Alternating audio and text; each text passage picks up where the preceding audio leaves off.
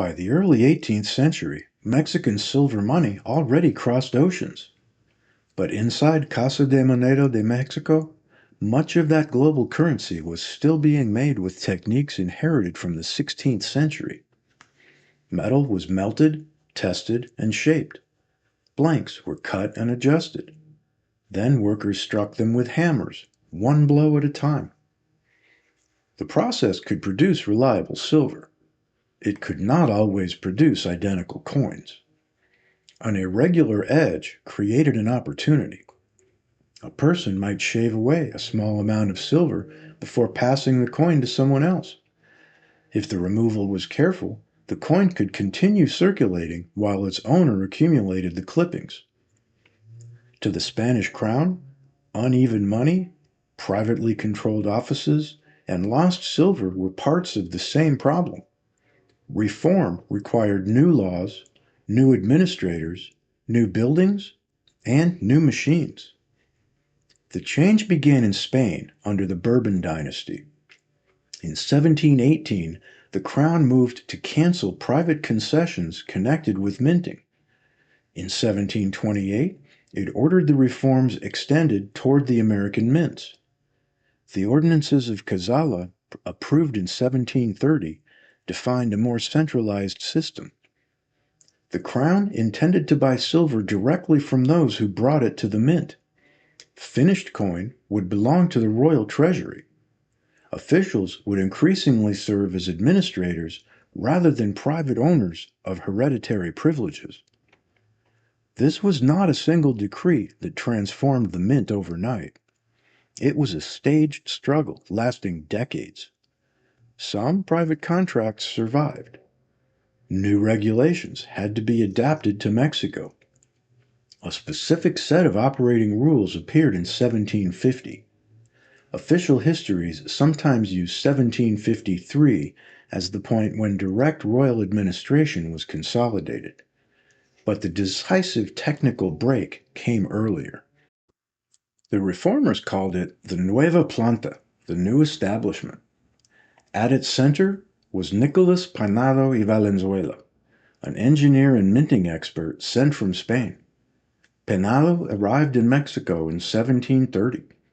He brought technical authority, intense ambition, and a talent for making enemies.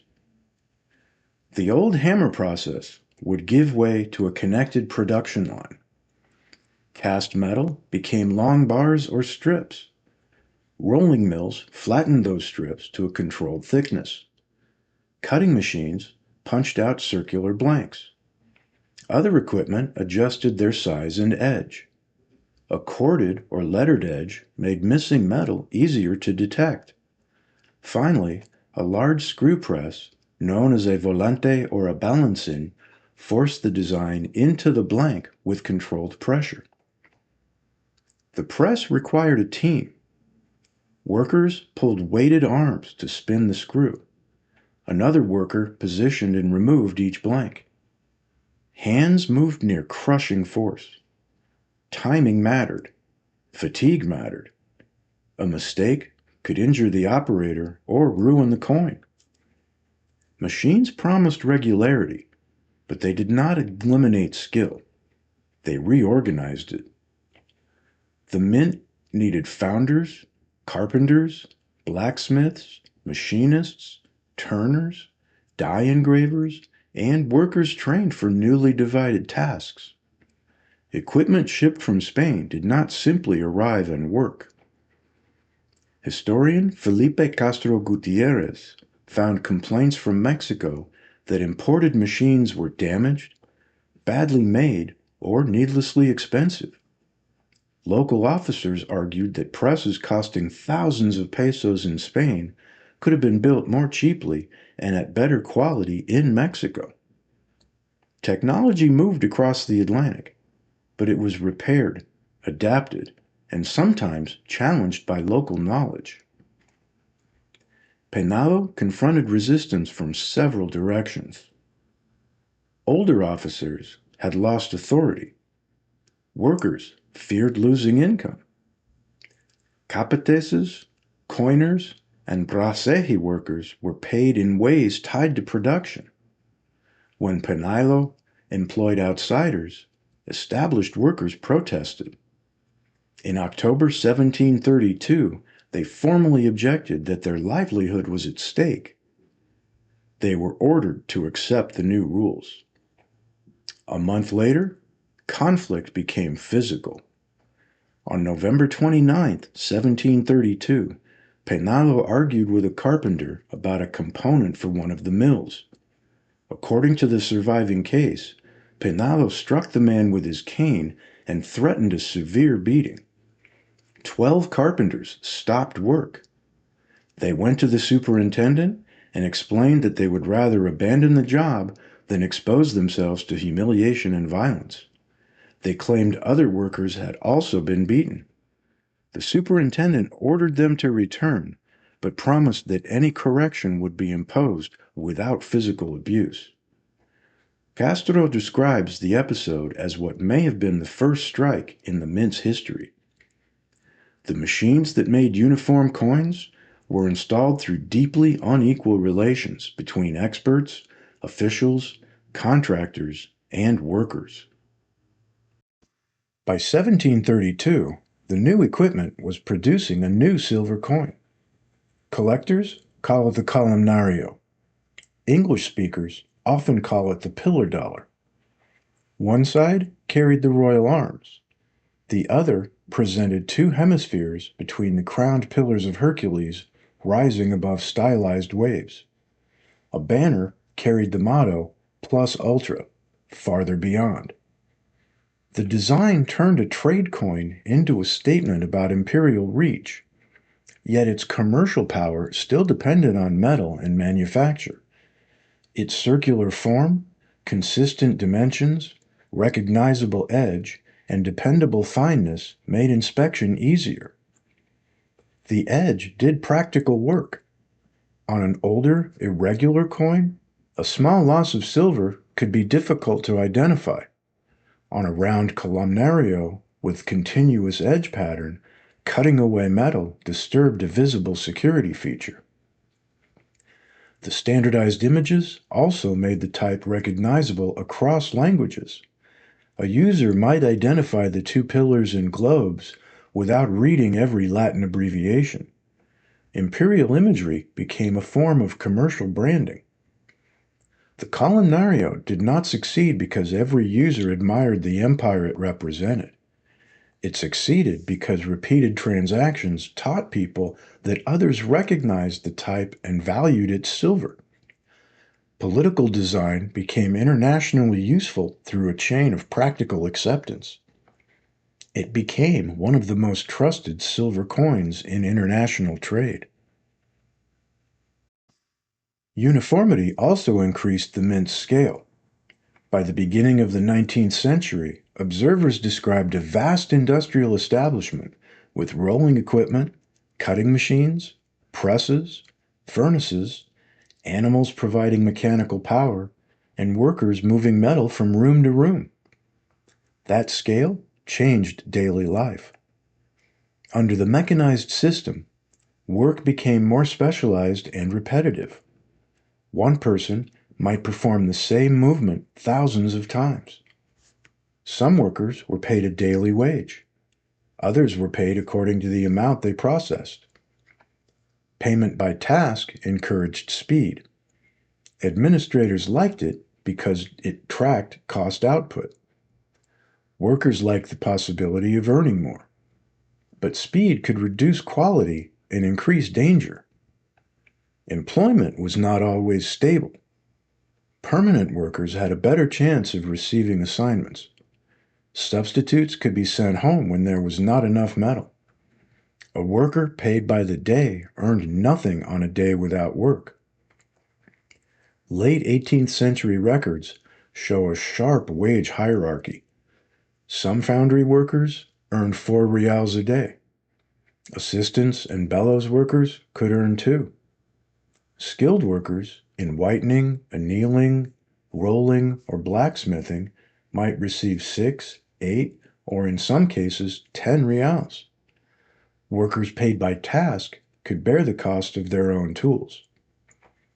The mint's global output rested on fragile household economies.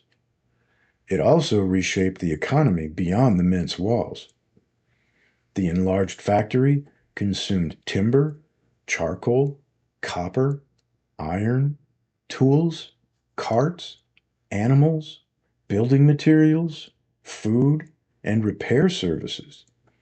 Its contracts reached forests, mines, workshops, transport workers, and estates across central Mexico. Felipe Castro describes this as the local impact of global production. A silver coin might leave for Europe or Asia, but making it generated demand around Mexico City. The mint was not merely the final step after mining. It was a powerful industrial buyer. Administrators wanted predictable quality, lower costs, and written accountability. Suppliers wanted profit and favorable terms. As inside the mint, regulation and private interest remained inseparable. It also rested on dangerous bodies. Furnaces filled rooms with heat and fumes. Administrators knew that metalworking produced harmful vapors. Workers in some processes encountered mercury. Others moved between chemical work and intense heat. Guards stood through cold nights. Press and mill workers faced repetitive strain and sudden mechanical injury. The medical cases studied by Castro include respiratory illness, hernias, spinal and joint damage, cuts, contusions, loss of hearing or sight, and amputations. These records are not a modern survey of every worker. They're fragments preserved because illness entered an administrative or criminal file. Even so, they show that injury was part of the institution's daily life. Sickness created another problem. A day laborer who could not work lost income. Mexico City had hospitals, but treatment did not need a family. Mint workers, therefore, developed a mutual aid arrangement called the Concordia. Contributions supported doctors, surgeons, medicines, limited daily assistance during illness, funeral costs, and a small number of pensions. The system was never secure. Epidemics reduced contributions while increasing claims. Administrators restricted benefits. Injured and aging workers petitioned for help and could be denied. The mint disciplined its workforce, but workers also created their own form of collective protection. All around them was silver. Blanks could be hidden in clothing. Metal could be recovered from waste. A worker might cooperate with someone in another room. Guards searched employees and monitored transfers. Departments were separated so that no single person controlled the full process. Still, theft continued. In 1739, a major robbery sent officials searching through the city and exposed networks beyond the mint's walls. The investigation became entangled with social resentments, legal privilege, sanctuary, and the limits of exemplary punishment.